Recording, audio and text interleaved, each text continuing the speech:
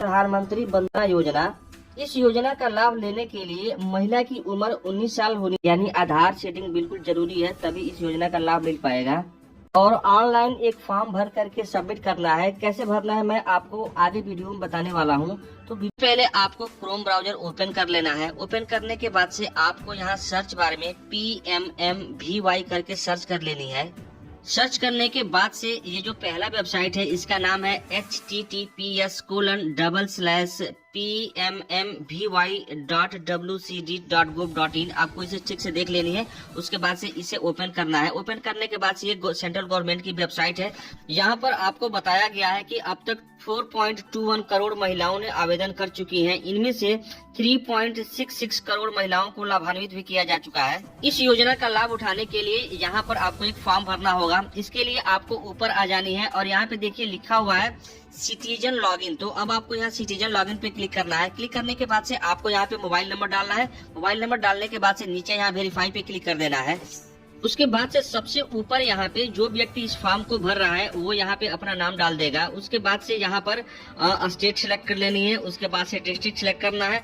उसके बाद से अगर ग्रामीण क्षेत्र की महिला है तो यहाँ पे रूरल रहने देना है। अगर शहरी क्षेत्र की है तो यहाँ पे अर्बन सिलेक्ट कर लेना है।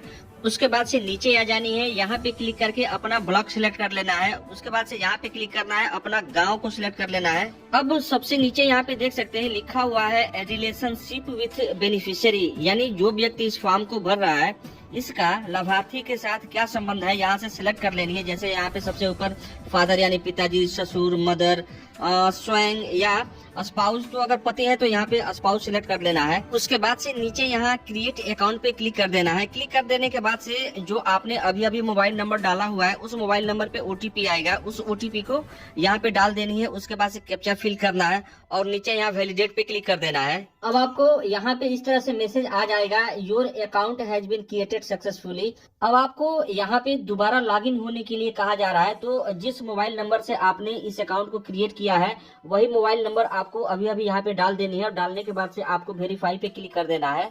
अब फिर से इसी मोबाइल नंबर पे OTP आएगा। OTP को यहाँ पे डाल देनी है। उसके बाद से कैप्चा यहाँ पे फिल करना है। उसके बाद से नीचे यहाँ वैलिडेट पे क्लिक कर देना है। अब बाईं तरफ ऊपर कोने में यहाँ पे देख सकते हैं 3 लाइन बना हुआ है। तो अब आपको यहाँ 3 लाइन पे क्लिक करना है। क्लिक करने के बाद से यहाँ पे डाटा एंट्री का ऑप्शन है। तो अब आपको यहाँ डाटा एंट्री पे क्लिक कर देना है। उसके बाद से नीचे बेनिफिशियरी रजिस्ट्रेशन का ऑप्शन दिख जाएगा। तो अब आपको यहाँ बेनिफिशियरी रजिस्ट्रेशन पे क्लिक करना है। अब आपके सामने ये फॉर्म आ जाएगा। इसी फॉर्म को भर करके सबमिट कर देना है। तो चलिए अब हम लोग इस फॉर्म को भर लेते हैं। सबसे पहले आपसे पूछा जा रहा है कि आप केंद्र सरकार का कोई कर्मचारी तो नहीं है। तो यहाँ पर आपको SNO जो भी लागू होता है उसे सिलेक्ट कर लेनी है। वैसे केंद्र सरकार के कर्मचारियों को इस योजना का लाभ नहीं मिलेगा। उसके बाद से यहाँ पे आपसे पूछा जा रहा है कि जो महिला है वो पहली बार माँ बन रही है तो यहाँ पे फर्स्ट चाइल्ड सिलेक्ट करना है। अगर दूसरी बार माँ बन रही है तो यहाँ पे सेकेंड गर्ल चाइल्ड सिलेक्ट कर लेना है। उसके बाद से यहाँ पे लिखा हुआ है नंबर ऑफ लिविंग चिल्ड्रन। तो ये जो ड्रॉप डाउन लिस्ट है आपको यहाँ पे क्लिक करना है और क्लिक करने के बाद से इससे पहले अगर बच्चे हैं तो उनको सिलेक्ट करना है। जैसे अगर आपने फर्स्ट चाइल्ड सिलेक्ट किया हुआ है तो यहाँ पे 0 सिलेक्ट कर लेंगे। अगर सेकेंड चाइल्ड सिलेक्ट किया हुआ है तो यहाँ पे 1 सिलेक्ट कर लेंगे। उसके बाद से यहाँ पे लिखा हुआ है does beneficiary have Aadhaar card. क्या बेनिफिशियरी के पास आधार कार्ड है? तो यहाँ पे S लिखा हुआ है, यानी हर हाल में आधार कार्ड होना ही होना चाहिए। उसके बाद से नीचे आ जाना है। ये जो बॉक्स छोटा सा देख रहे हैं इसको आपको चेक कर देनी है। यहाँ पे बताया गया है कि आपका आधार कार्ड आपके बैंक अकाउंट से जरूर लिंक होना चाहिए, यानी DBT स्टेटस एक्टिव होना चाहिए, तभी इसका फायदा मिल पाएगा। उसके बाद से यहाँ पर जिस महिला का फॉर्म भरा जा रहा है उनका यहाँ पे नाम लिख देना है। उसके बाद से यहाँ पे आधार नंबर डाल देनी है। उसके बाद से यहाँ पे डेट ऑफ बर्थ डाल देनी है। उसके बाद से एज ऑटोमेटिक कैलकुलेट होके आ जाएगा। अब यहाँ पे देखिए लिखा हुआ है कैटेगरी नेम। अब आपको यहाँ कैटेगरी नेम पे क्लिक करना है और SC ST या अदर्स जो भी लागू होता है सिलेक्ट कर लेनी है। उसके बाद से यहाँ पे मोबाइल नंबर दिख जाएगा। उसके नीचे यहाँ पे लिखा हुआ है कि मोबाइल नंबर बिलोंग्स टू, यानी ये मोबाइल नंबर किसका है। तो यहाँ पे आपको सिलेक्ट कर लेनी है। अगर हस्बैंड का हो तो आप हस्बैंड का सिलेक्ट कर लेंगे या जिसका भी हो उसे सिलेक्ट कर लेना है। उसके बाद से यहाँ पे लिखा हुआ है सेलेक्ट डॉक्यूमेंट। तो अब आपको यहाँ पे क्लिक करना है और क्लिक करने के बाद से आप जो भी डॉक्यूमेंट सबमिट करना चाहते हैं उसे यहाँ से सिलेक्ट कर लेनी है। देखिए यहाँ पे बहुत सारे डॉक्यूमेंट दिए गए हैं, राशन कार्ड का भी नाम है। तो इनमें से आपके पास जो भी हो उसे आपको सिलेक्ट कर लेनी है। जैसे मैं यहाँ से ई श्रम कार्ड सेलेक्ट कर ले रहा हूँ, क्योंकि अधिकांश लोगों के पास ई श्रम कार्ड मिल जाएगा। उसके बाद से आपने जो भी डॉक्यूमेंट सिलेक्ट किया हुआ है उसका नंबर यहाँ पे टाइप कर देना है।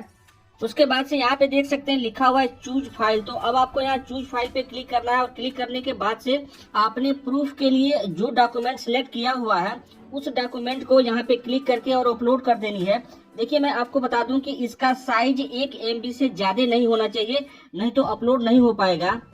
अब यहाँ पे MCP कार्ड के बारे में पूछा जा रहा है। तो MCP कार्ड जो एनम टीका लगाने के लिए आती है वो बना करके देती है, या जो आंगनबाड़ी कार्यकर्त्री होती है वो बना करके देती है। तो यहाँ पे देखिए सबसे पहले MCP कार्ड का रजिस्ट्रेशन नंबर डाल देनी है। उसके बाद से यहाँ पे रजिस्ट्रेशन डेट को यहाँ पे डाल देनी है। उसके बाद से देखिए इसी डॉक्यूमेंट को यहाँ पर क्लिक करके और इसे अपलोड कर देनी है।